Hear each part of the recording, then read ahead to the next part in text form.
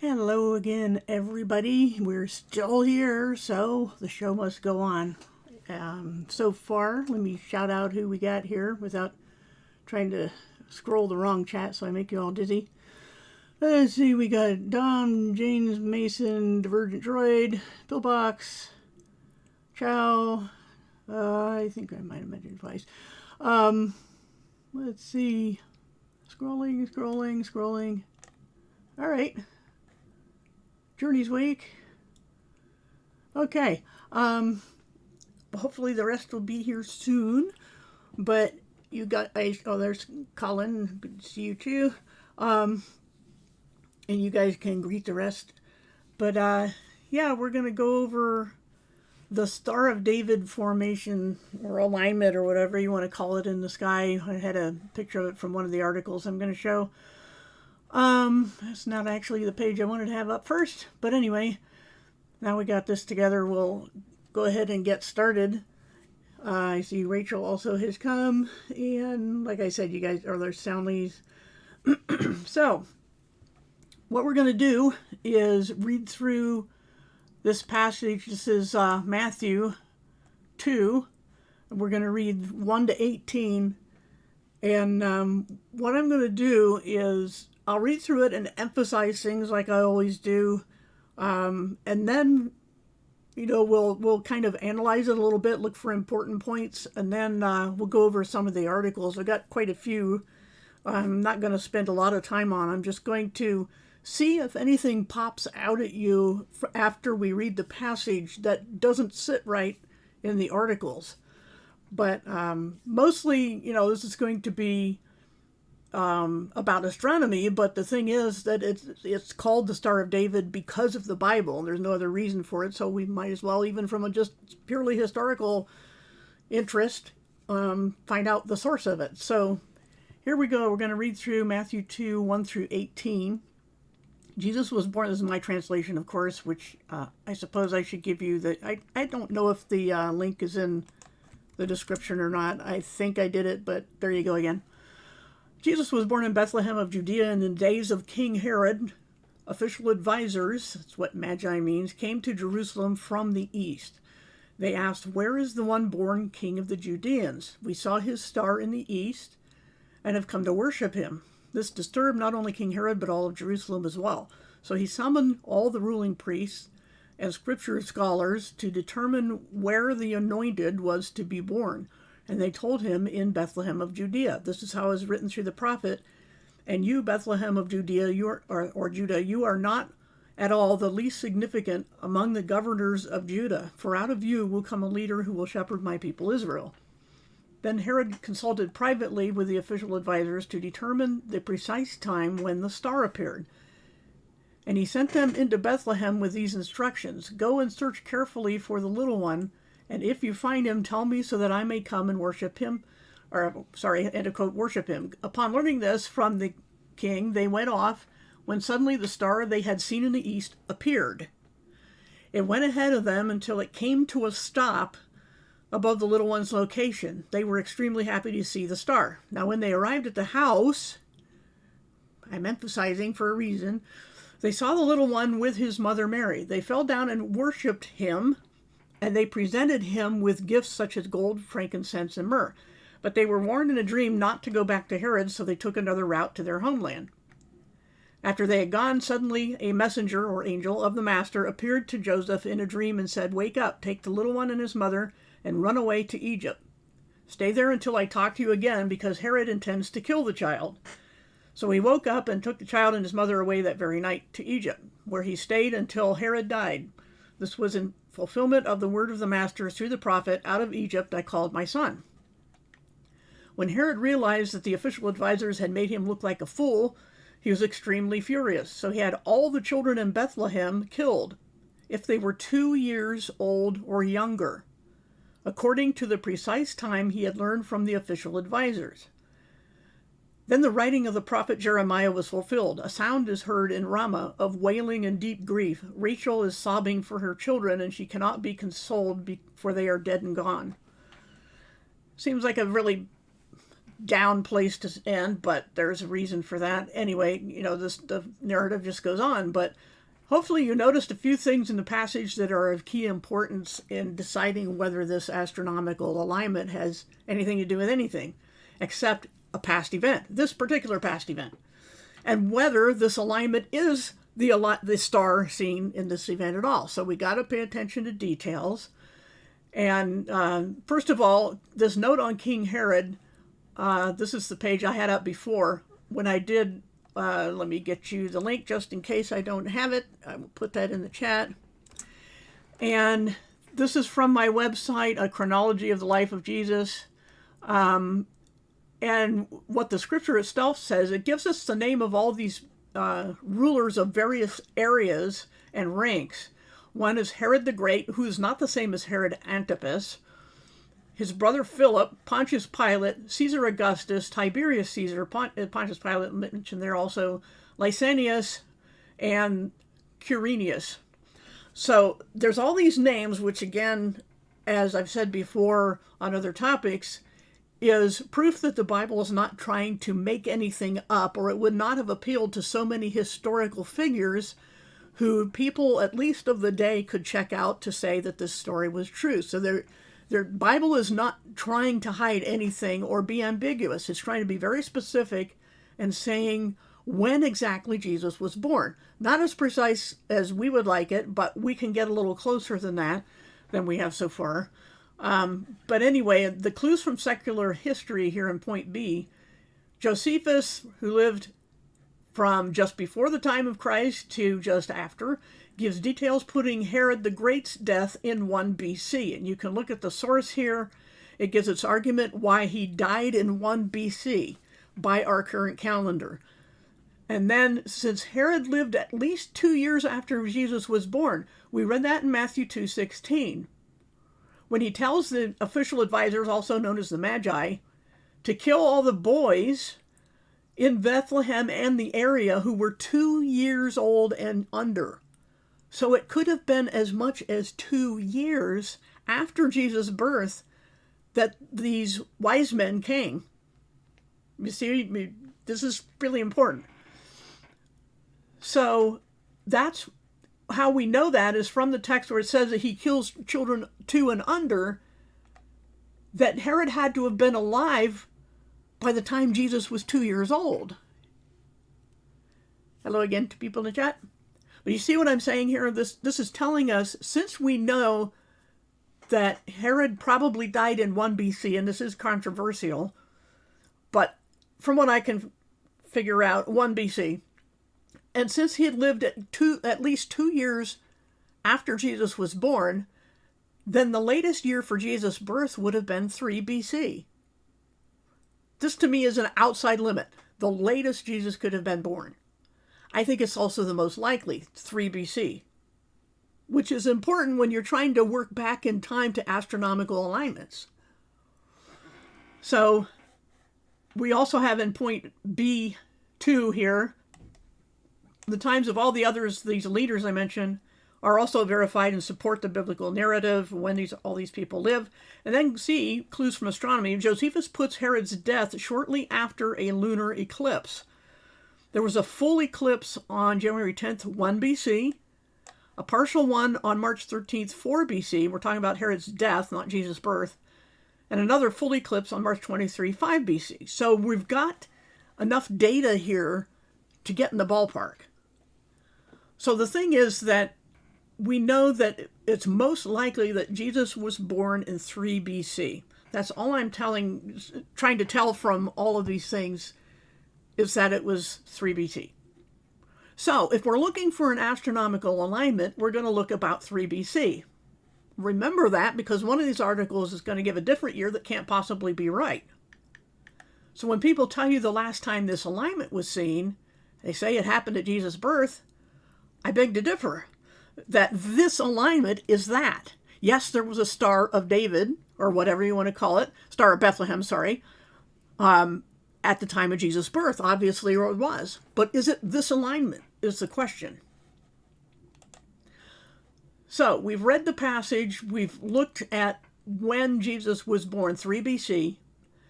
Now we're going to look at, this is not the best article. I'm going to try to work up in quality as I go along, and I'll try to remember to post the link every time I do this.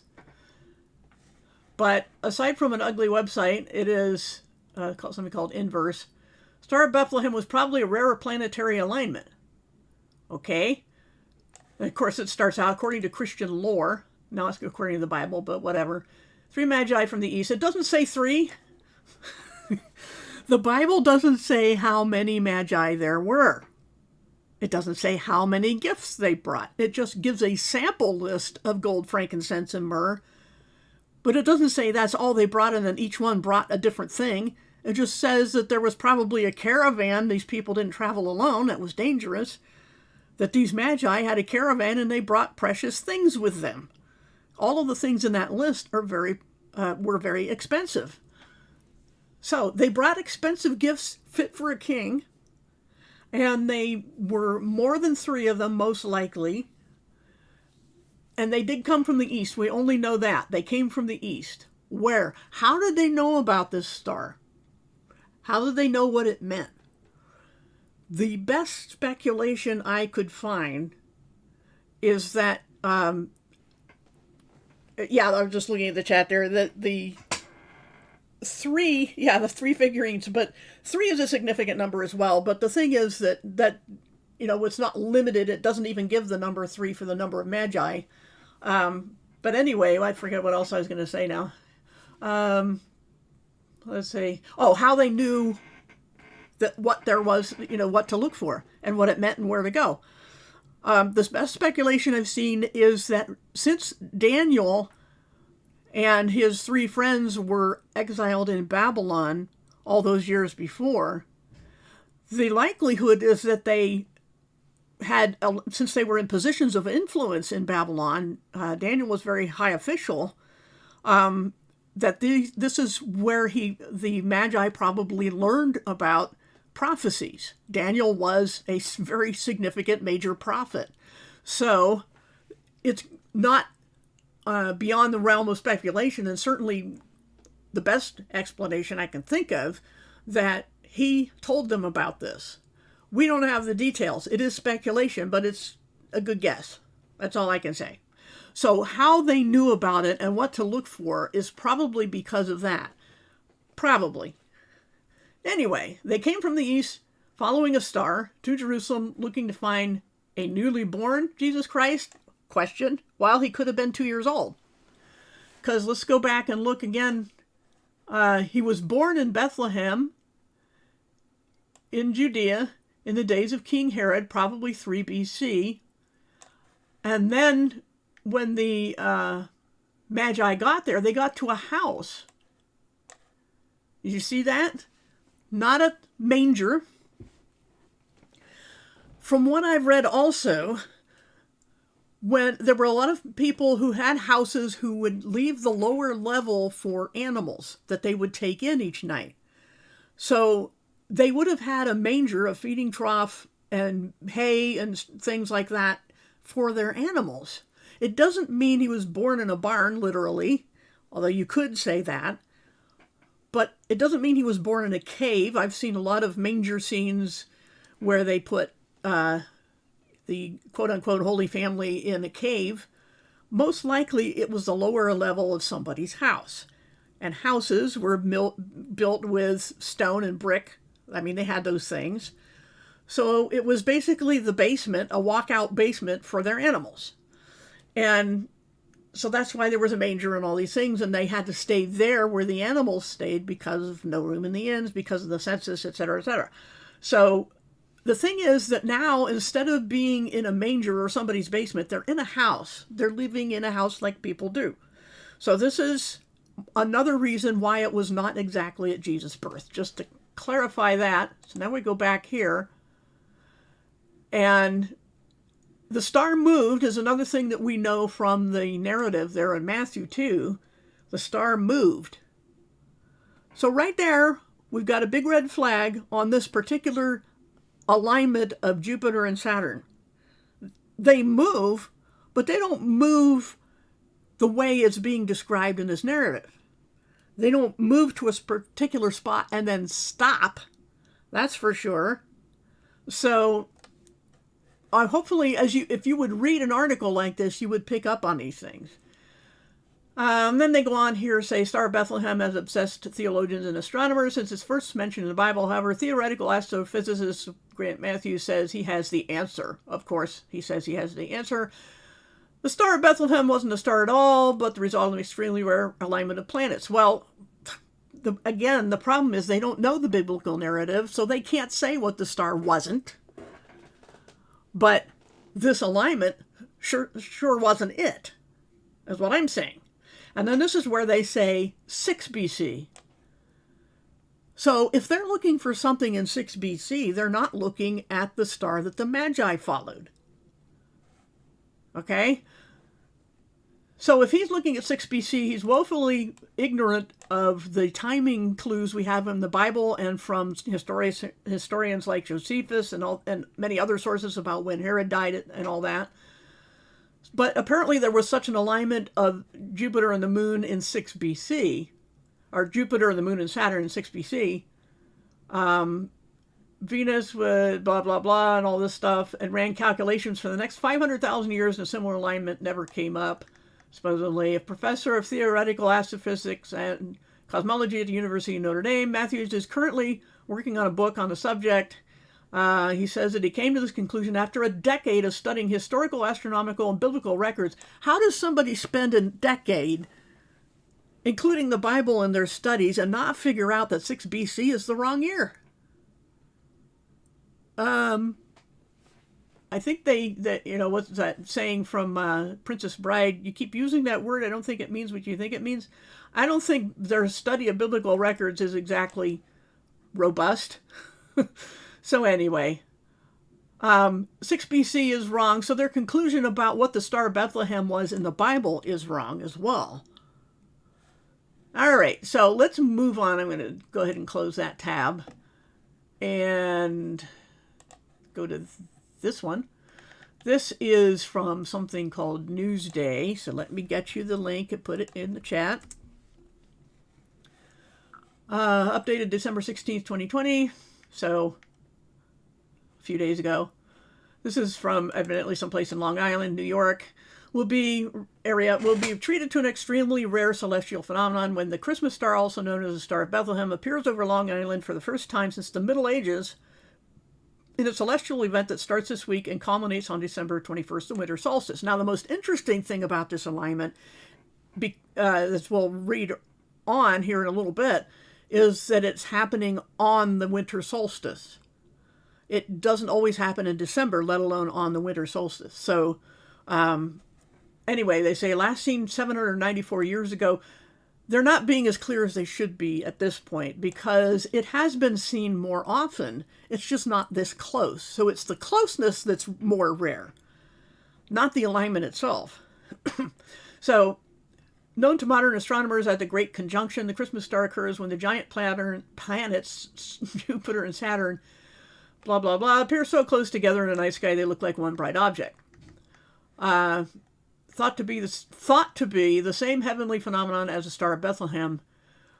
Now, if anybody does it like we did in 15 minutes, we discovered that it couldn't have been this.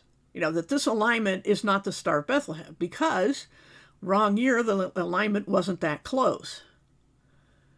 So anyway, you can watch through binoculars, telescope, naked eye, every clear night. Well, that's the problem here in the Northeast, well, even in the Midwest, in the U.S., we got heavy cloud cover right now. I doubt if I'll be able to see it. It's been cloudy and rainy and sometimes snowy, so it's supposed to clear out a little bit tonight, but I don't have a good view of the horizon, so I'd have to go somewhere, and I don't know if that's going to happen. So anyway, we've seen so far that this alignment cannot be the star that the Magi followed.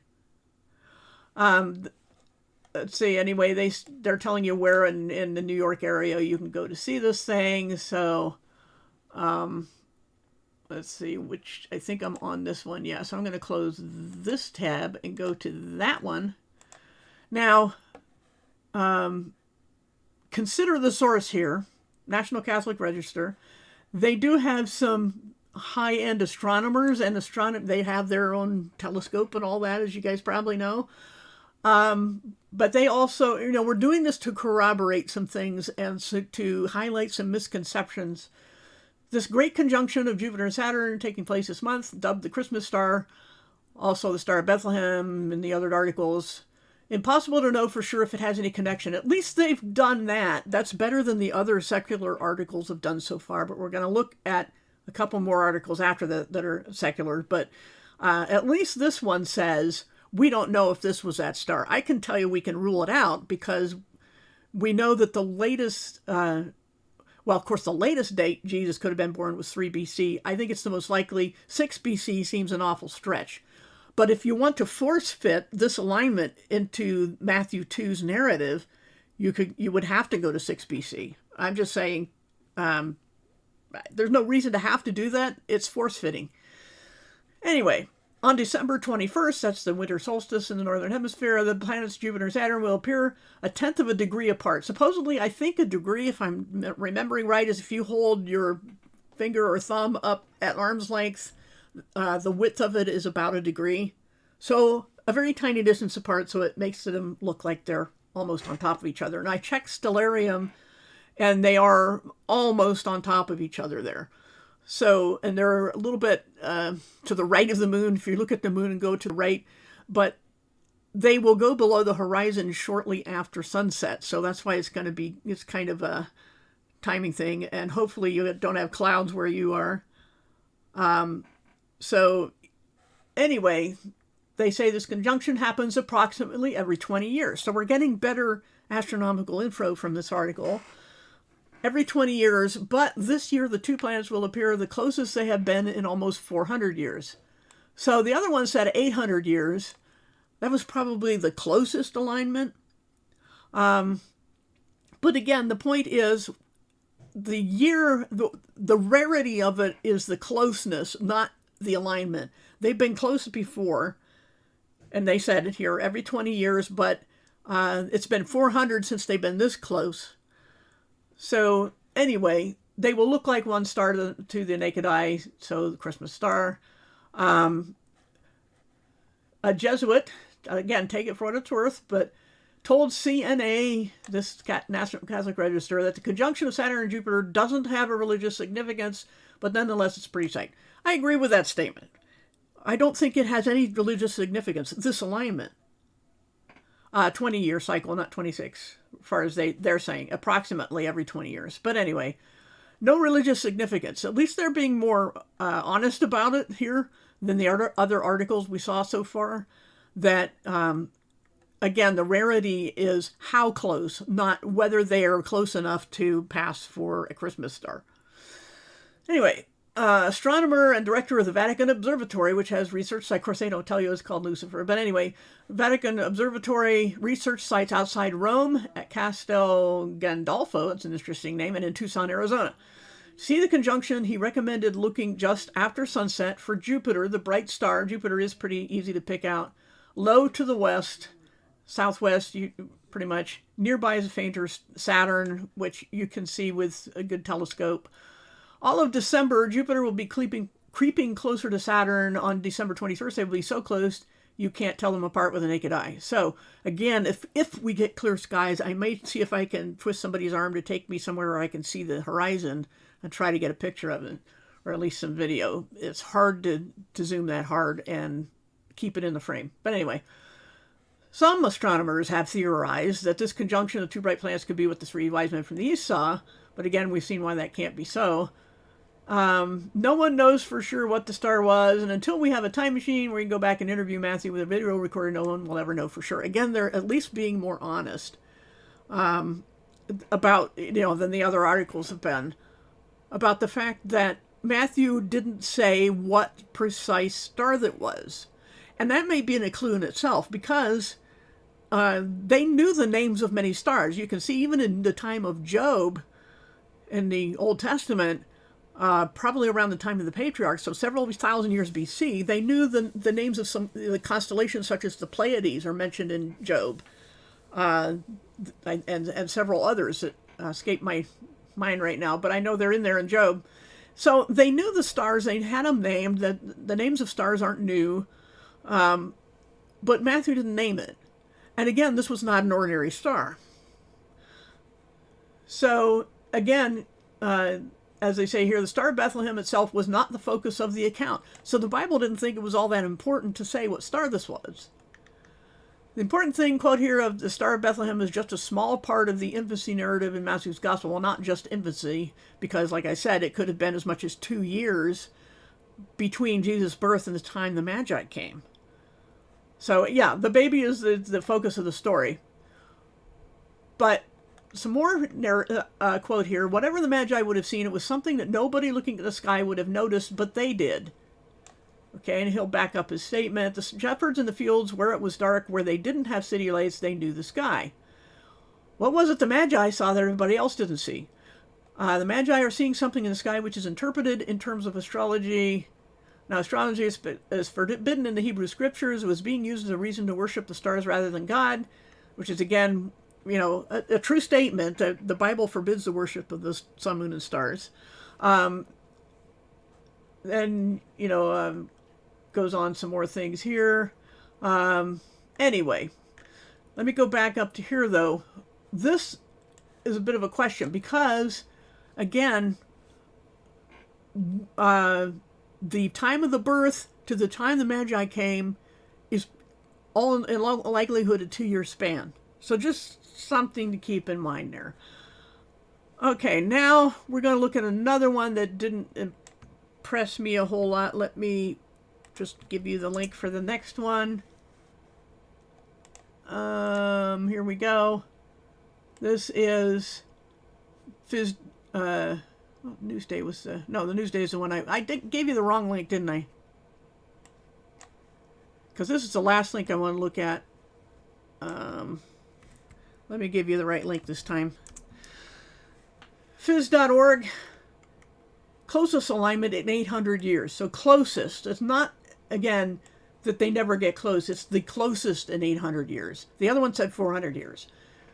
But anyway, lousiest year, I like the way they begin this. The lousiest year in living memory will end with an offering of a heavenly wonder, a Christmas star. I just thought that was nice the way they opened that. Jupiter and Saturn happens every 20 years or so, but it's not always in December, and it's been nearly 800 since they got this close. They said 400 above, but they said maybe, you know, maybe in 800 years. So that's the rarity of it. Technically, the 2 largest planets in our solar system is, you know, this is standard cosmology. But December 21st, from our vantage point, they'll look like they're nearly touching. And it's the winter solstice, longest night of the year. Gotta love the symbolism. Even secular people like this sometimes recognize that this is kind of a rarity on a number of levels. But, let's see.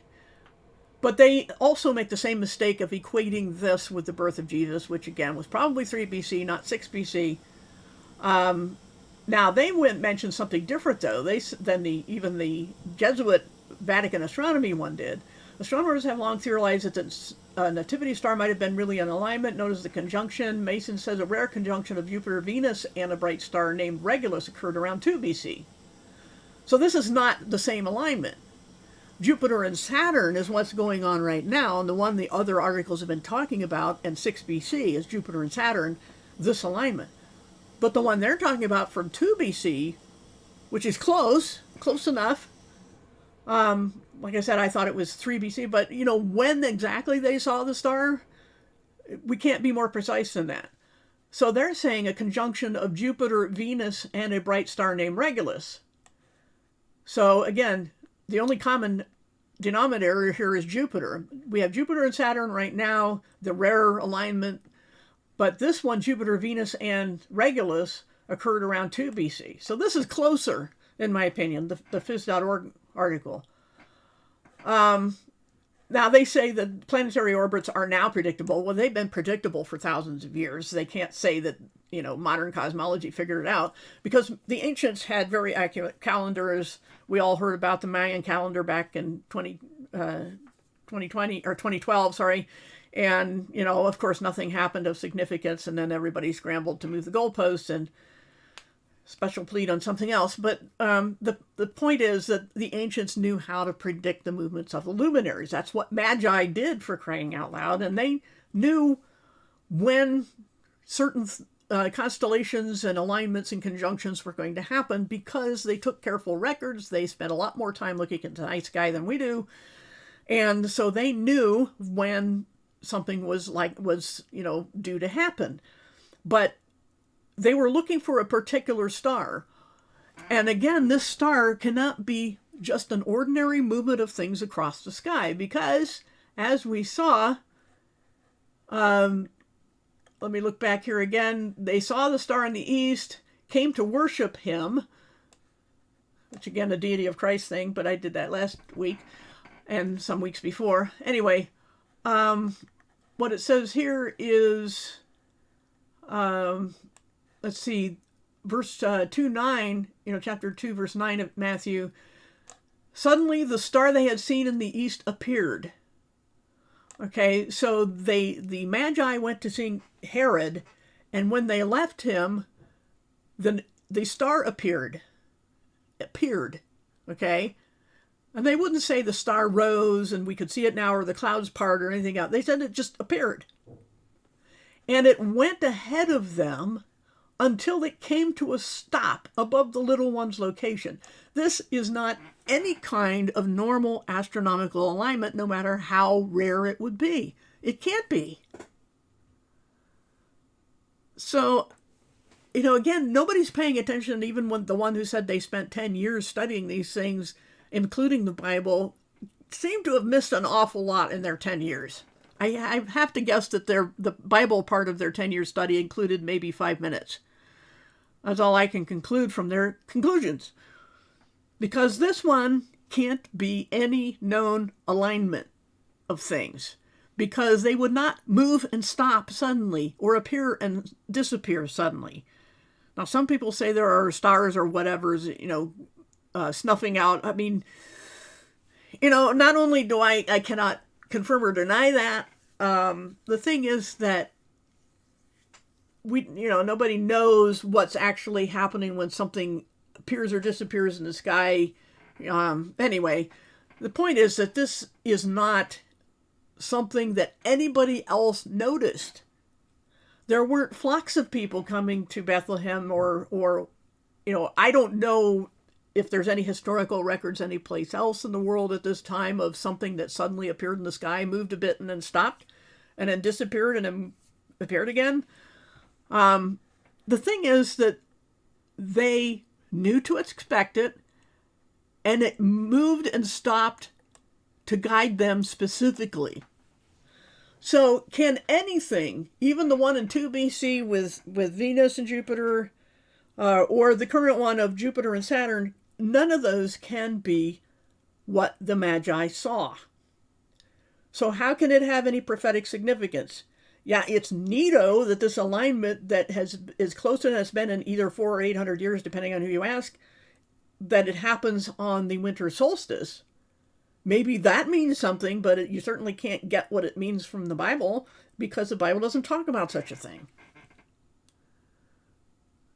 So, could it have been an angel? Well, it doesn't say it was an angel. It does mention angels when the shepherds were out in their fields. So anyway, let's go look for I think the shepherd account is chapter 1, actually. Or maybe in Luke, I'm not sure. Yeah, it must be in Luke. Let me go find Bible Gateway has a better search. So shepherds at night.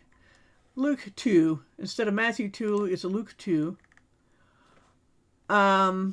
There were shepherds out in the fields nearby, keeping their flocks at night, which they did during birthing season, which was probably September. And the angel of the Lord appeared to them, and the glory of the Lord. And the angel said, "Don't be afraid. I've got good news for you. Today in the town of David." So this appearance to the shepherd was on the night of his birth.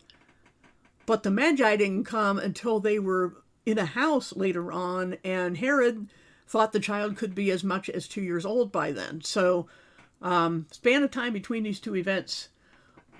But the sign for them was not a star. This will be a sign to you. You will find a baby wrapped in cloths and lying in a manger. So the shepherds were there that night, but the Magi were not there until possibly 2 more years. Now, so that's the account where we have angels appearing. The other one is not angels appearing. Oops, let's see, let me go back here to Matthew 2 with the 2 years and all that. So, I don't know what you guys think, but it seems to me pretty clear that whatever the star was, it was as much as 2 years. It would have taken them time to get there. So it was up to 2 years from the time the Magi visited Herod, from the time of Jesus' birth. And it started and stopped, appeared and disappeared. So it was not any kind of astronomical event that you could calculate back in time and see what year it was. And the year for the current alignment of Jupiter and Saturn, the one that would have been happening near in a few years BC was 6 BC, not 2 or 3. So it's probably not it. And the one that the 2 BC that was nearer had a different alignment of planets. So, and 2 planets and a star. But of course, biblically, everything in the sky is an aster. The ones that don't hold their place but move over the course of time are the aster planetes, which is star wandering. And so planet isn't a bad word to say. It means wandering star. And, that's a biblical statement. But the thing is that the Star of Bethlehem, the Grand Conjunction, or whatever you want to call it right now, the one happening right now, is not it, never was it, and the one in 2 BC couldn't be it either, because it's a normal, predictable event, no matter how rare. So this, whatever the star was that the Magi were following, was not normal, but they had to know to look for it. How they knew, again, speculation that Daniel the prophet might have told them back when he was in Babylon. But other than that, we don't know much about the Star of David. All I can tell you is that no alignment in the sky that is predictable can be it. And that's the best, all I can say about the Star of David alignment, that everybody else is so hopped up about. Like I said, as far as this article goes, they aren't only just now predictable, they always have been predictable. It says the last humans to witness Jupiter and Saturn, the current one, lived in 1226. But there will be another one 60 years from now. Who cares? Anyway, so it's no big deal, is what I'm saying. There's nothing particularly significant about this alignment, even though it happens on the winter solstice at its closest point.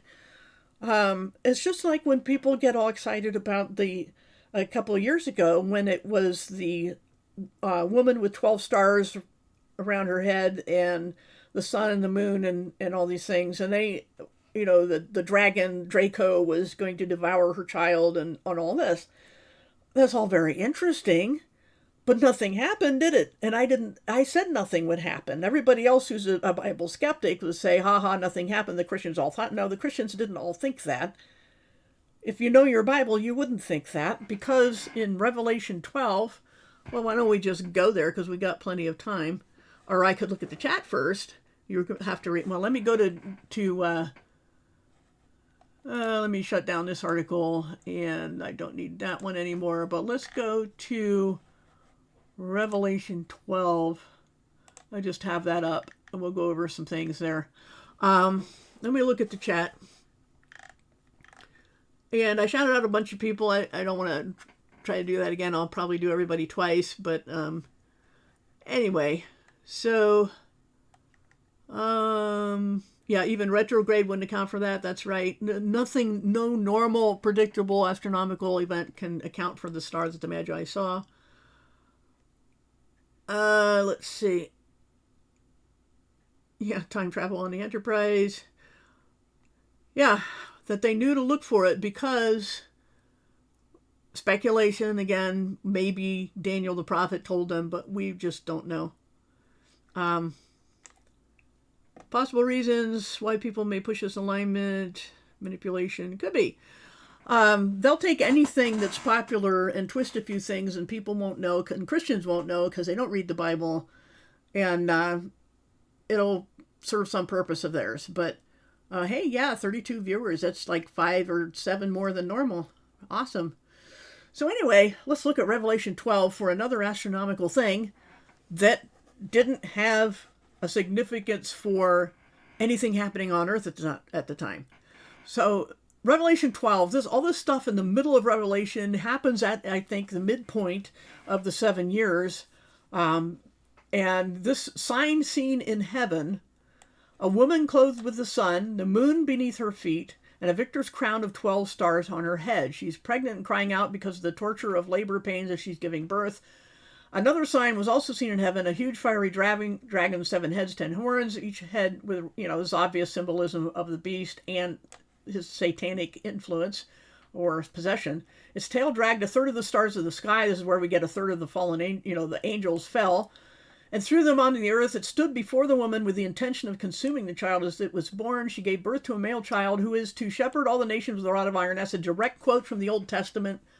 Maybe someday I'll look all those up and give the references. But anyway, other versions of the Bible have those in them. So this is obviously the Messiah being described here, Jesus being described here. But her child was snatched up to God and his throne, and the woman fled into the desert.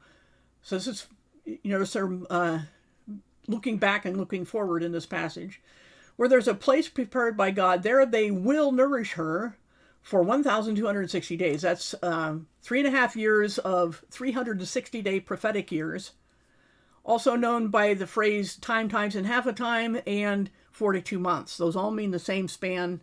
And so this is the satanically possessed beast being described here.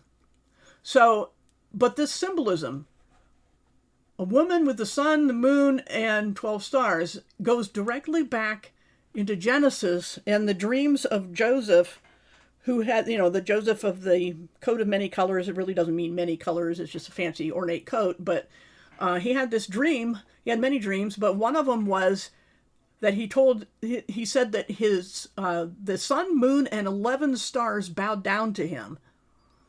And his family, immediately understood the symbolism. It was his father, his mother, and his 11 brothers. And they were all incensed that he would have such a dream.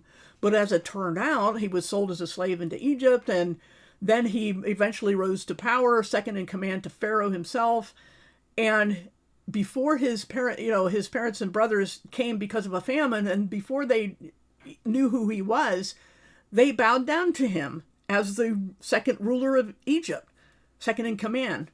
And so his dream came true. So his dream is obviously about Israel. The 12 sons of Jacob / Israel were the heads of the 12 tribes. So they represent Israel. So this image is of Israel, who gave birth to the Messiah. And the dragon tried to destroy him. But he did go back to heaven, but then it switches to the woman fleeing to the desert, where there is a place prepared. They will nourish her for 1,260 days. So this goes back then, it looks back at Israel and the hatred of the dragon for the woman's child, and then he pursues the woman because this child was snatched away from him.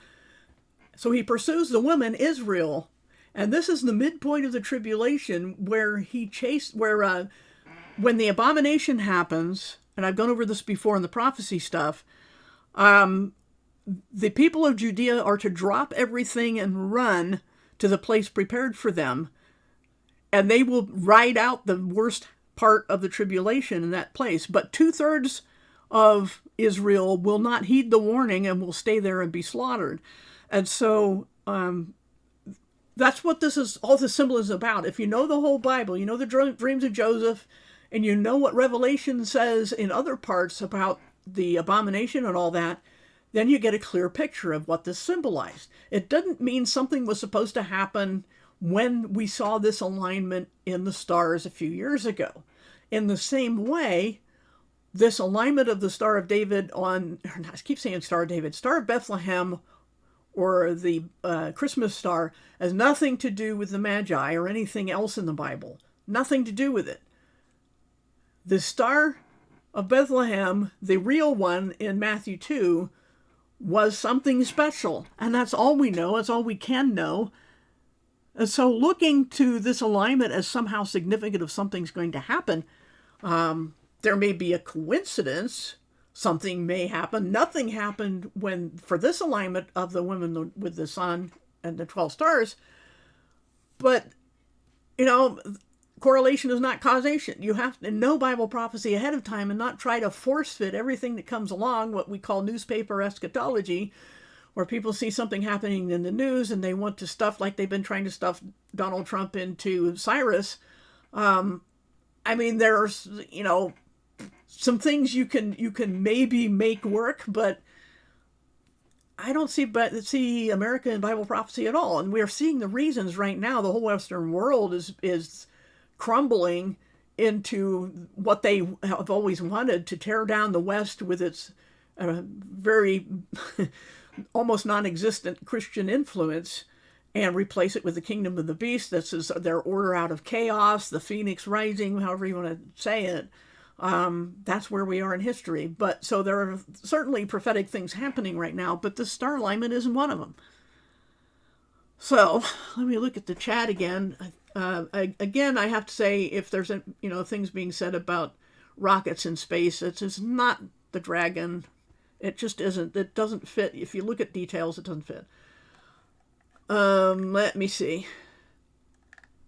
In the chat here, it was a star that only appeared in the Magi.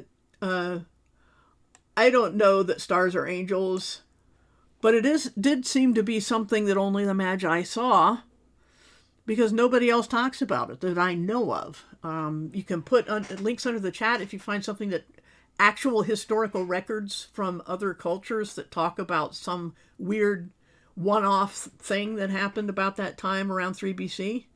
That would be interesting, but I haven't come across any. Let's see. How could the satanic icon of the planet Saturn be connected to Jesus? Yeah, it couldn't.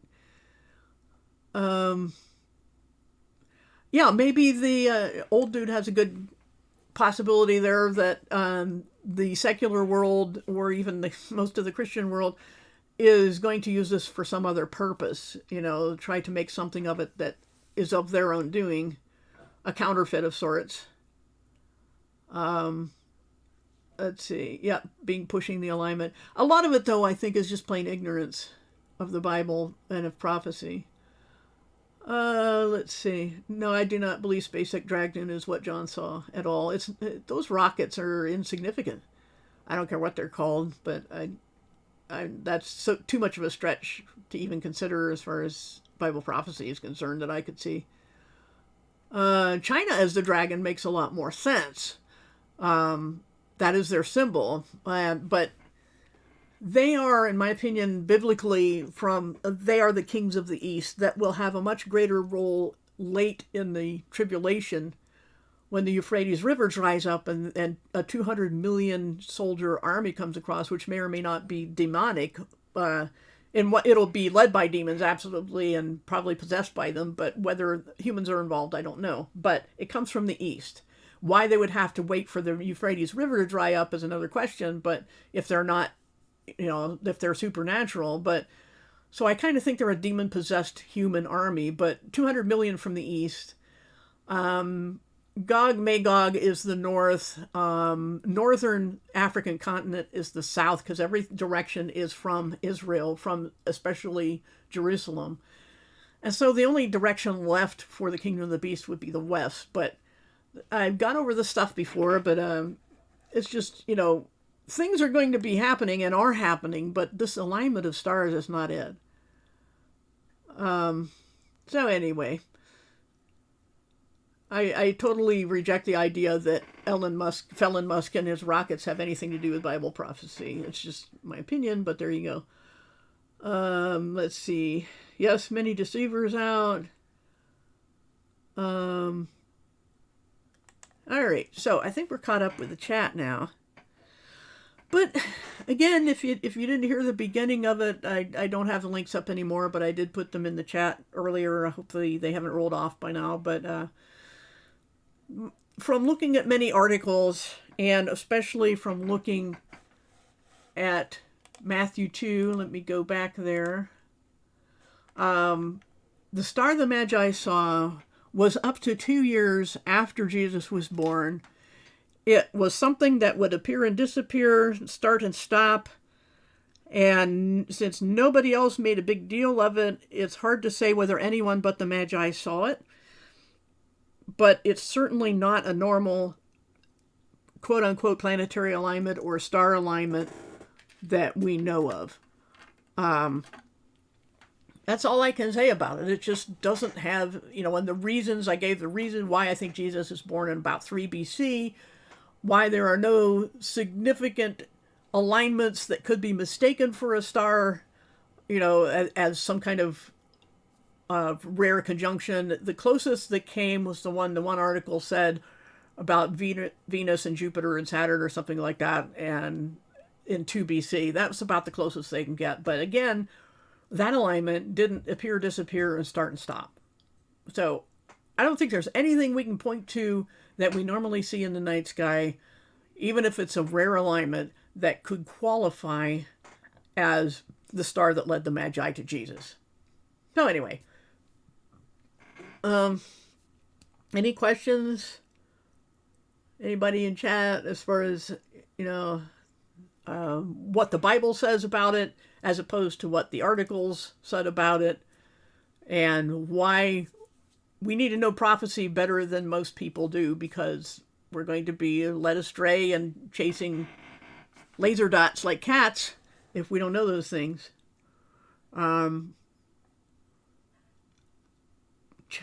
What? Oh, Ellen placing Abomination Starlink in the Temple of God. Sorry, it doesn't fit the Bible. Abomination of desolation is a very specific term that Jesus himself used in reference to the prophet Daniel, who prophesied that, it turned out to be Antiochus Epiphanes a couple hundred years before Christ, who desecrated the altar, as was the habit in those days, by sacrificing a pig on the altar, an unclean animal, and erecting an altar, or erecting an idol on the altar. That's how you desecrated a temple. That's what the abomination of desolation is, a temple desecration of a physical temple. It was done before by Antiochus Epiphanes, who I'm probably mispronouncing, but I don't care. That's what we look for when we look for the next final fulfillment of that, is what we've seen in the past. What we've seen in the past was what Antiochus Epiphanes did. There was a literal temple standing. He literally desecrated it by sacrificing a pig on it, and he erected a literal idol. He put Zeus with altar to have his own face on it. That's how you desecrate a temple. That's what an abomination of desolation is. So Jesus said, you remember that? Look at the prophet Daniel. Remember that? That will happen again. And so we know what to look for. A literal standing temple with an idol placed in it, and somebody claiming to be God desecrating the temple. Because we have both Revelation, given to John, and writings of Paul saying that this would be the man of lawlessness who will claim to be God and set himself up to be in the temple as God. This is all coming together, and it all makes sense if you know both testaments and prophecy. And what it's telling us is that the abomination can't be mistaken for anything else. No rockets in space can be it. There's no temple in space. There is no space, really. They're just, telling you these things. And yes, there is a spiritual temple. I've gone over this before, but people don't seem to watch my videos when they keep bringing these things up over and over. I've said before, yes, we are the temple of the Holy Spirit, but we are not the temple of God in that he says will be rebuilt in Jerusalem. It's described in great detail in chapter 40 and forward in Ezekiel. After Gog Magog of 38-39, chapter 40 and forwards describes the millennial kingdom, and especially the rebuilt temple and the reinstated priesthood of Zadok, the dynasty of David. Everything will be set up for 1,000 years. It's described there in detail, and that's what's coming. But you can't say that because we are the temple of the Holy Spirit that there is no physical temple to come and that these prophecies are all to be allegorized. I don't go for that. Everybody who comes to my channel should know that. But there will be a physical temple coming. I mean, this is just indisputable. So, the point of this live stream is that the star that the Magi saw was not a normal star or planetary anything in the sky that you would normally see and be able to predict forward or backward. It's something apparently the Magi themselves saw, but nobody else did. It came and went. It moved and it appeared and disappeared. Nothing normal. And that the abomination of desolation, somehow we got on that topic, is not rockets in the sky. It's somebody going into the temple in Jerusalem to desecrate it. That's what the abomination is. We can't allegorize and symbolize every time we see something that we think is exciting, a shiny, sparkly thing, and say that, this fulfills it. No, it doesn't. There's too many things it doesn't fulfill and too many things that have to happen before that haven't happened yet. Because this doesn't happen till Revelation 12, and an awful lot happens before that is unmistakable, and none of those things have happened yet. So we're not in Revelation yet as far as chapter 4 onward goes. But, we're in chapter 2 and 3, but we haven't got into chapter 4 yet. And so since this is chapter 12 that we read about in the abomination, then nobody's rockets any time up to that point can be the fulfillment of that prophecy. It's just that simple. So details matter. I do have a ton of videos. I have many hundreds of videos. I've done documents on my website, and people still come to my chat to say that Elon Musk's rockets are a fulfillment of prophecy. I don't know. I can't help you with that. It's just something I totally disagree with. So just so everybody knows, I don't condone that theory here. I don't condone the theory that the woman of 12 stars and the sun and the moon and the alignment of Virgo was any great prophetic fulfillment. I hope people here know that. But yeah, the thing is that in the times being what they are, it's important to remember what the gospel is, because you don't want to be here for anything that's coming. That doesn't mean things won't get bad while we're here. It just means that there's going to be the wrath of God coming, and the only way to escape the wrath of God is to belong to Jesus right now. And so, as we've said many times before, we're going to, let's just go bring that up here again. We've got 1 Corinthians 15, and especially verses 3 and 4, where it says, the anointed Christ died for our sins according to the Scriptures, that he was buried and he was raised the third day according to the Scriptures. Seen by many more, I see by over 500 people. This is the fact. And then 2 Corinthians, this is the fact that people must believe to be reconciled with God. The fact is that Jesus rose from the dead. And then 2 Corinthians 5:20 is the message that we are supposed to spread, which is that we are Christ's representatives and God pleads through us. So on behalf of Christ, we plead with you to be reconciled to God. So this, if you want to be reconciled with your Creator and escape the wrath of God, this is how you do it. You believe Jesus rose from the dead, and you put your trust in him as your Lord and Savior that would reconcile you to God. We are, from many other scriptures, adopted as his children, and that's why we won't suffer his wrath. It's not our righteousness, it's his. And so there is no room for ego here. It's a matter of humility and gratitude and relationship, because it's like being offered to be adopted out of a terrible orphanage that you were in as long as you can remember. We were technically born here. in this orphanage run by Satan, pretty much. And we have choices as to how we live here, but we're being offered adoption. It costs the adopter plenty, but it costs us nothing. It's not. It's a matter of accepting a gift, and that's all it is. So that's the message of salvation. It's being reconciled with your Creator. It isn't much to ask. You don't have to do some great thing. All you have to do is drop the ego and agree that God is God and you're not, and that Jesus rose from the dead, and you want to, accept the offer of adoption through Him. So that's what salvation is. That's why I do what I do, and try to take away any excuses. There are not reasons, but excuses for not accepting the Bible and Christian faith and salvation. But we have to always be diligent constantly, as we've even seen in the chat here, that there are things that people say are fulfillment of prophecy that just can't be when you look at the details. They can't be fulfillments.